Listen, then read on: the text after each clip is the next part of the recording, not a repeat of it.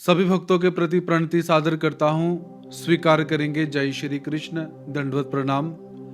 आज के इस ज्ञान सत्र के अंदर हम श्रीमद् भगवद गीता ग्रंथ के अध्याय क्रमांक प्रथम के श्लोक क्रमांक 5 और 6 का अच्छी तरह से अध्ययन करेंगे। तो सभी ने मेरे साथ साथ इन श्लोकों का अच्छी तरह से उच्चारण करने का प्रयास करना है। धृष्टकेतुश्चेकितानः काशीराजश्च वीर्यवान् पुरुजित् कुन्तिभोजश्च शैव्यश्च नरपुङ्गवः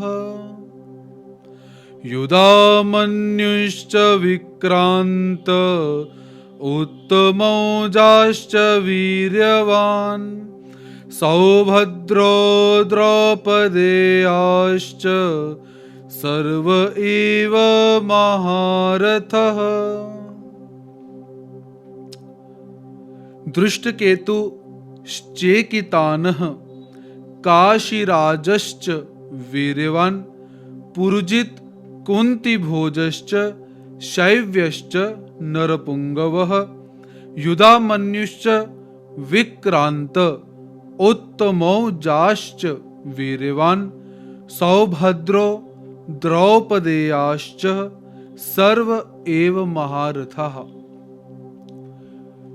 तो पिछले श्लोक के अंदर हम सब ने क्या देखा कि दुर्योधन गुरु द्रोणाचार्य के पास गया हुआ है और पांडवों की सेना की तरफ से कौन कौन युद्ध करने के लिए आया हुआ है उन सबके नाम लेकर दुर्योधन गुरु द्रोणाचार्य को थोड़ा सा सचेत करने का प्रयास करता है।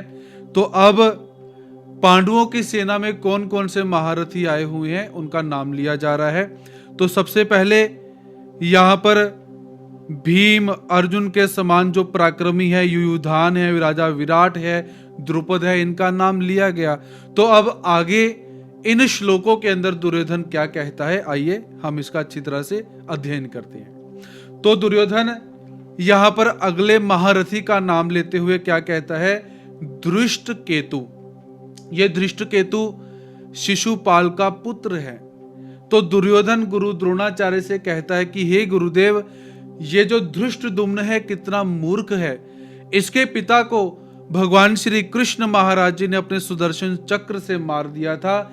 इसे तो हमारे साथ हमारे पक्ष में आकर युद्ध करना चाहिए था, किंतु ये पांडवों की तरफ से युद्ध करने के लिए आया हुआ है। तो ये धृष्टकेतु कितना मूर्ख है, ऐसा दुर्योधन यहां पर कहता है। तो शास्त्रों के अनुसार धृष्टकेतु महाभारत के युद्ध में गुरु द्रोणाचार्य के हाथों से मारा जाता है, ऐसा हमें उल्लेख प्राप्त होता है। उसके पश्चात अगले महारथी का नाम है चेकितान। चेकितान भगवान श्री कृष्ण महाराज जी की यादव सेनाओं में से ही एक है। तो दुर्योधन गुरु द्रोणाचार्य से कहता है कि हे गुरुदेव, सारी की सारी जो नारायणी सेना इत्यादि है, भगवान श्री कृष्ण महाराज जी की यादव सेना जो है वो हमारी तरफ से युद्ध करने के लिए आई हुई है, किंतु ये जो चेकितान है ये पांडवों की तरफ से युद्ध करने के लिए हमारे समक्ष खड़ा हुआ है। तो आप इस चेकितान की तरफ भी विशेष ध्यान रखिए। तो महाभारत के युद्ध में दुर्योधन के हाथों चेकितान मृत्यु को प्राप्त हो जाता है, ऐसा हम देख सकते हैं। उसके पश्चात काशीराज वीर्यवान, जो काशीराज हैं वो भी पांडवों की तरफ से युद्ध करने के लिए आए हुए हैं। तो काशीराज कैसे हैं, वीर्यवान हैं। वीर्यवान किसे कहा जाता है, जिसके अंदर बहुत सारी शक्ति होती है। तो हे गुरुदेव, काशी नरेश भी कोई साधारण नहीं है, शक्ति से युक्त है। तो आप इसकी तरफ भी थोड़ा सा ध्यान रखना। तो ये काशी नरेश महाभारत के युद्ध में मृत्यु को प्राप्त हो जाते हैं, ऐसा हम देख सकते हैं। उसके बाद दुर्योधन आगे के महारथियों का नाम लेते हुए क्या कहता है कि हे गुरुदेव, पुरुजित कुंती भोज, ये जो दोनों कुंती के भाई हैं ये भी युद्ध करने के लिए यहाँ पर आए हुए हैं। वास्तव में ये दोनों हमारे भी मामा लगते हैं, पांडवों के भी मामा लगते हैं, लेकिन इनके मन के अंदर पक्षपात आया हुआ है, जिस कारण से ये पांडवों की पक्ष में जाकर युद्ध कर रहे हैं, ऐसा आप इनको भी देखिए।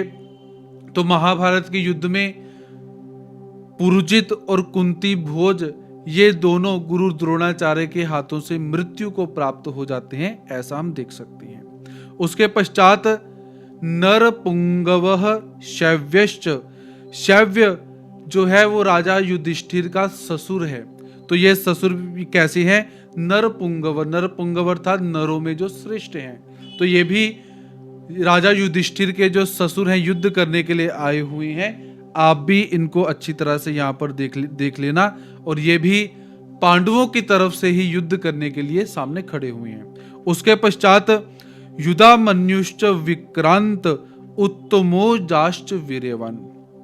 तो यहाँ पर दुर्योधन गुरु द्रोणाचार्य से कहता है कि हे गुरुदेव, पांचाल देश के बड़े बलवान और वीर योद्धा युधामन्यु और उत्तमोजा, ये मेरे जो वैरी अर्जुन है उसके पक्ष में यहाँ पर लड़ने के लिए आए हुए हैं। और इन दोनों को युद्ध में एक विशेष कार्य दिया गया हुआ है। वो विशेष कार्य कौन सा है? कि इन दोनों की ड्यूटी लगी है कि अर्जुन के रथ के जो पहिए हैं उन पहियों का संरक्षण करना है। उस पहियों को संरक्षण करने का काम किसका है? युधामन्यु का और उत्तमोजा का, ऐसा हम देख सकते हैं। तो एक बार रात को सोते हुए इन दोनों को अश्वत्थामा मार देता है, ऐसा हमें उल्लेख प्राप्त होता है। उसके पश्चात सौभद्र जैसे शब्द है, शब्द से ही अर्थ हमें अभिप्रेत हो जाता है कि सौभद्र मतलब जो भगवान श्री कृष्ण महाराज जी की बहन है सुभद्रा, सुभद्रा के जो पुत्र हैं अभिमन्यु, ये भी युद्ध करने के लिए आए हुए हैं। तो इस वीर ने अपनी मातृगर्भ के अंदर ही जो चक्रव्यूह है, चक्रव्यूह का ज्ञान प्राप्त कर लिया हुआ है, ऐसा ये अभिमन्यु है। बहुत बलशाली है, वीर है। आप इसको भी ध्यान से, आप गुरुदेव ध्यान से देखिए। तो युद्ध के समय दुशासन के द्वारा अनीति मार्ग से अभिमन्यु के सिर के ऊपर गदा का प्रहार किया गया था, जिस कारण से अभिमन्यु महाभारत के युद्ध में वीरगति को प्राप्त हो जाते हैं और एक वीर की छाप छोड़ जाते हैं कि वीर कैसा होता है, ऐसा हम यहाँ पर देख सकते हैं। उसके पश्चात दुर्योधन नाम लेता है द्रौपदेयाश्च, बहुवचनांत शब्द है। द्रौपदेयाश्च अर्थात महारानी द्रौपदी के 5 पुत्र भी यहाँ पर युद्ध करने के लिए आए हुए हैं। तो क्रमशः हम इनके नाम देखते हैं। तो युधिष्ठिर, भीम, अर्जुन, नकुल और सहदेव। युधिष्ठिर से प्रतिविंध्य का जन्म हुआ, भीम से सुत सोम का जन्म हुआ, अर्जुन से श्रुत कर्मा का जन्म हुआ, नकुल से शतानिक का जन्म हुआ और सहदेव से श्रुतसेन का जन्म हुआ। तो ऐसे द्रौपदी के और पांचों पांडवों के 5 पुत्र भी युद्ध करने के लिए यहाँ पर सामने खड़े हुए हैं। तो रात को सोते हुए अश्वत्थामा ने इन 5 पुत्रों को मार दिया था, ऐसा हमें उल्लेख प्राप्त होता है।